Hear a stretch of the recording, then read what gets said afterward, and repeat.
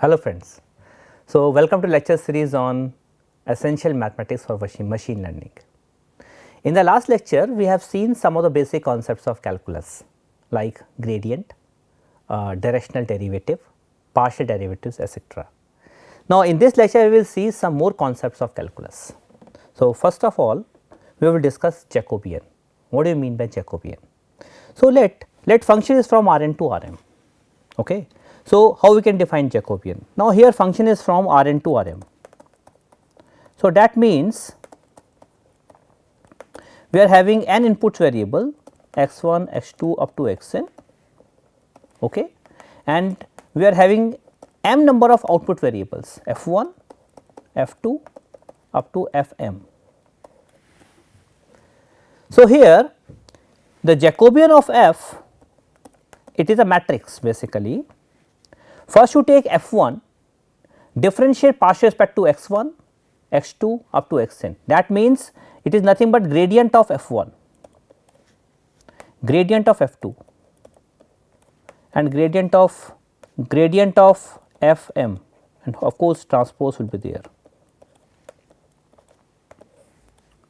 So, that will be nothing but del f1 upon del x1, del f1 upon del x2 and so on, del f1 upon del xn.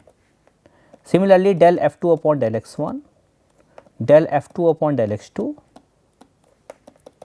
del f2 upon del xn, and last is del fm upon del x1, del fm upon del x2 and so on, del fm upon del xn.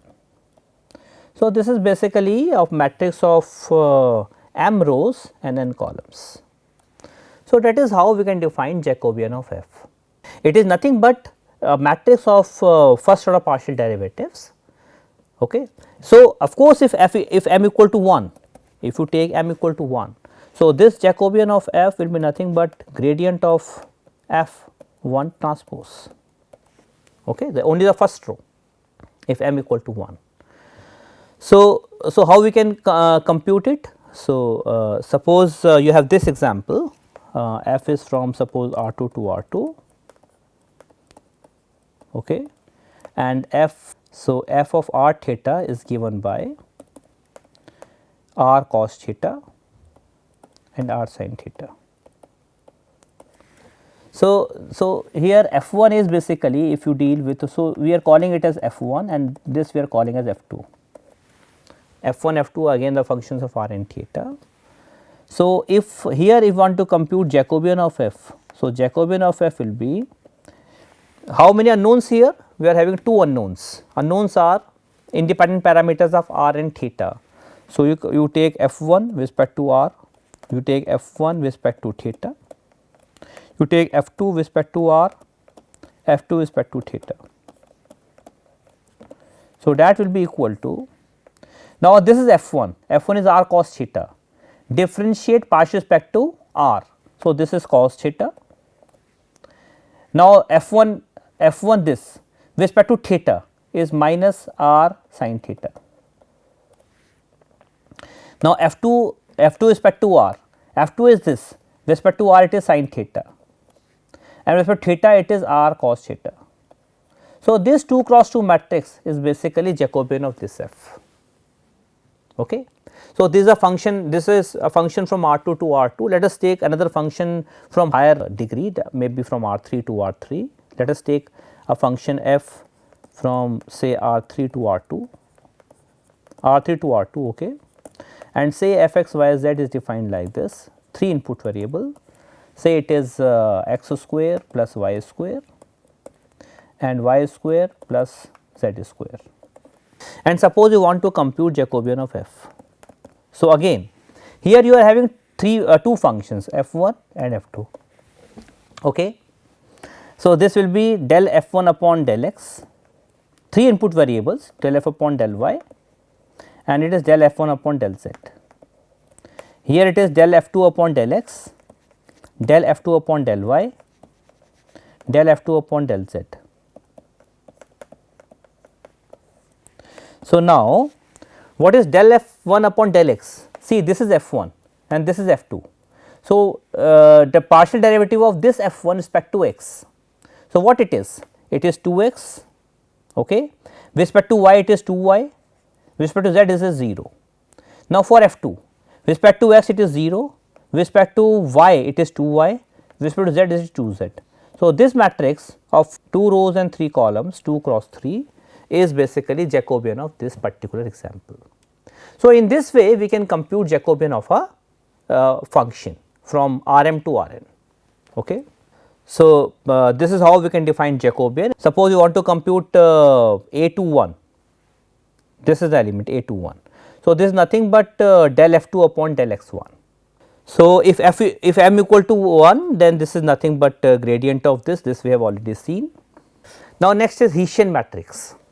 So, what do you mean by Hessian matrix? The Hessian matrix is a matrix of second order partial derivatives. So, how we can constitute this? So, let us discuss this again by an example, and so let us suppose a function is from Rn to R. So, Hessian matrix of f is nothing but second order partial derivatives of f. So, this is given by del square f upon del x1 square, del square f upon del x1 del x2, and this is del square f upon del x1 del xn. Okay, that means this is nothing but del by del x1 of gradient of f. Okay. Similarly, del by del x2 of gradient of f. Similarly, del by del x1 of gradient of f.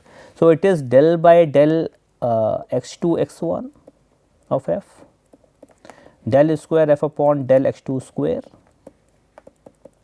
del square f upon del x2 del xn, and here it is del square f upon del xn del x1, del square f upon del xn del x2, del square f upon del xn square. So, this n cross n matrix is basically called Hessian matrix of f. Okay. Now, if you carefully see that diagonal elements of this matrix are simply second order partial derivatives of f with respect to x1, x2 up to xn, and these diagonals, these elements are basically this is x1 x2, this is x2 x1, this is x1 xn, this is xn x1. Now, if these two are equal, I mean I want to say that if del square f upon del xi del xj is equal to del square f upon del xj del xi for all I and j, I not equal to j, then this matrix definitely will be a symmetric matrix. And when this will be equal, we know from the Euler's theorem that this will be equal if the partial derivatives, that is f x, f y, f x I x j, f x j x I are continuous, then they will be equal. This is by Euler's theorem. So, here it is mentioned that if all the partial derivatives f x, f y, f x y, f y x all exist and are continuous, then by Euler's theorem the order of differentiation can be interchanged. That means this is equal to this for all x and y, if these are exist and all are continuous. So, if it is hold for all x I x j, then this matrix will be a symmetric matrix. Okay. So, if we assume that all partial derivatives are continuous throughout the open region where the function is defined throughout the open region, then Hessian matrix is symmetric. So, why we are dealing with symmetric matrix? See, so suppose Hessian matrix, we have assumed that Hessian matrix is symmetric and real matrix.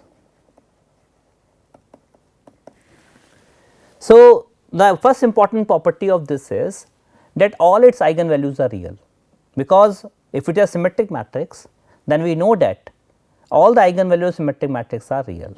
So, first of all we can say that all the eigenvalues of Hessian matrix are real.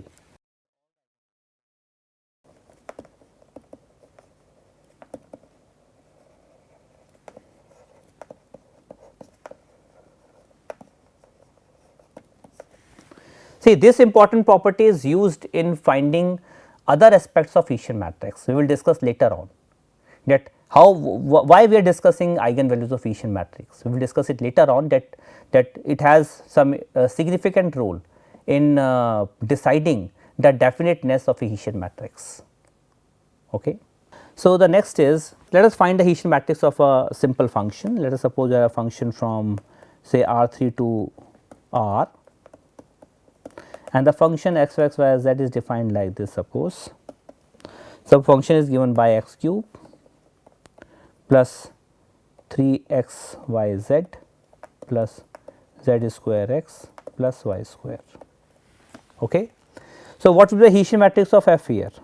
It will be function of 3 variables, that means del square f upon del x square, del square f upon del x del y, del square f upon del x del z, again del square f upon del y del x, del square f upon del y square, del square f upon del y del z. It is del square f upon del z del x, del square f upon del z del y, del square f upon del z square. So, let us compute this. So, del square f upon del x square is what? So, first you can compute f x is 3 x square plus 3 y z plus z square. What is f y? You can compute f y from here, 3, it is 3 x z plus 2 y, and f z is what? F z is 3 x y plus 2 z x. So, what is second order partial derivative of respect to x is 6 x. What is derivative of respect to y or with respect to x, sorry. So, it is 3 z. Okay. Then with respect to z, with respect to x of this, with respect to x, this is 3 y plus 2 z. Okay. Since it is symmetric, so this will come here and this will come here. Okay. Partial derivative of this with respect to y is 2, so 2 will come here, and del y del z, y with respect to z or z with respect to y. So, this will be with respect to y, with respect to y this is 3 x. If you take this with respect to z, then it is also 3 x. So, 3 x will come here because matrix is symmetric, and f z z is nothing but 2 x. So, this is the Hessian matrix of this f. Okay. Now, we have some computation of matrix also in terms of gradient. So, vector and matrix gradient can be defined like this. If you want to compute gradient of this A transpose x, where A is a fixed vector, is not is independent of free from x, then the gradient of this will be nothing but A, and the gradient of x transpose A x will be given by this, where A is a square matrix. So, let us discuss how we can obtain this. So, first is A transpose x. A is a fixed so A is a fixed vector which is A1 A2 up to An. This transpose is A, and x is basically x1 x2 up to xn, this transpose. So, what is A transpose x? A transpose x is nothing but it is A1 A2 up to An, and it is x1 up to xn. So, this is simply this row, this column, which is A1 x1 plus A2 x2 plus and so on An xn. Now, the gradient of f, gradient of this f here is A transpose x will be del of A transpose x upon del x1, del of A transpose x upon del x2, and so on, del of A transpose x upon del xn, this whole transpose. This will be the gradient of f by the definition of gradient. Now, if you take this f, this is A transpose x. So, what is the derivative? What is the first order? What is the partial derivative of this A transpose x with respect to x1? Because all are independent variables. So, with respect to x1 is nothing but A1 only. So, this will be nothing but A1, A2 and so on up to AN whole transpose, okay. And this is nothing but A, as we have already seen here, this is A. So, the first result we have shown that the gradient of A transpose X is nothing but A only, okay. Now, let us go to the second result, gradient of X transpose AX, which is A plus A transpose X. Let us try to prove this. So, before proving it, let us understand what A X transpose A X is. So, for this let us take a simple example. Let A simply say you can take 1 minus 1 0 2. Let us take a simple example. Okay. So, what is X transpose A X? So, X here will be, it is a 2 cross 2 matrix. So, X will be x 1 x 2. Okay. So, this will be nothing but x 1 x 2, this is 1 minus 1 1 0 2 0 2 and this is 0 2 and this is x 1 x 2. So, this will be x 1 x 2, this row this column is x 1 minus x 2, this row this column is 2 x 2. So, this is x 1 square minus x 1 x 2 plus 2 x 2 square. So, by simple calculation we can obtain X transpose A X as this. Now, let us compute gradient of this. Gradient of this means here there are only two variables. So, means del of this respect to x 1 and del of this respect to x 2, del of this respect to x 2. So, this is nothing but so you first differentiate this respect to x 1. Respect to x 1 it is 2 x 1 minus x 2, respect to x 2 it is minus x 1 plus 4 x 2 transpose. So, this is nothing but if you see here it is 2 x 1 minus x 2, it is minus x 1 plus 4 x 2. Okay. So, this is further equal to 2 minus 1 minus 1 4 x 1 x 2. See, this row this column gives first vector, this row this column gives second element. Now, if you see this matrix, so this matrix is nothing but 1 minus 1 0 2 plus 1 minus 1 0 2 with x 1 x 2. See, this plus this is 2, this plus this minus 1, this plus this minus 1, this plus this 2. This is A and this is A transpose. Okay. So, we can say we have verified this this second point. This verification is only for illustration that what do you mean by X transpose A X and how we have obtained this. So, next we are having chain rule.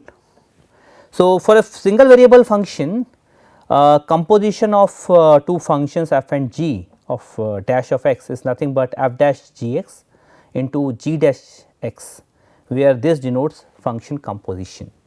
So, this is basically chain rule which we can other extend it to multivariable also.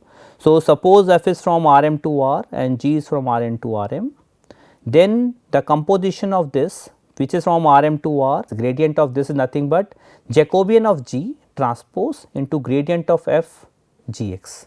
So, this can be easily obtained using this calculus of single variable functions and definition of Jacobian gradient, and this can be further generalized for function from R m to R k as Jacobian of f o g is nothing but Jacobian of g of f x into Jacobian of g of x. Okay. So, for chain rule let us discuss one example for this. Suppose you are having w equal to x square plus y square. Suppose x is u square plus v square and y is equals to u v. Okay. So, w is a function of x and y are again the function of u and v, and suppose you want to compute del w upon del u. So, what it is? It is del of w upon del x into del x upon del u, because x and w is a function of x and y and x and y in terms are the function of u and v. So, it is del y into del y upon del u. So, what is del upon del x is 2x, what is del x upon del u is 2u plus del f upon del y is 2y and this is 2u again del y. Okay. So, del y is basically v.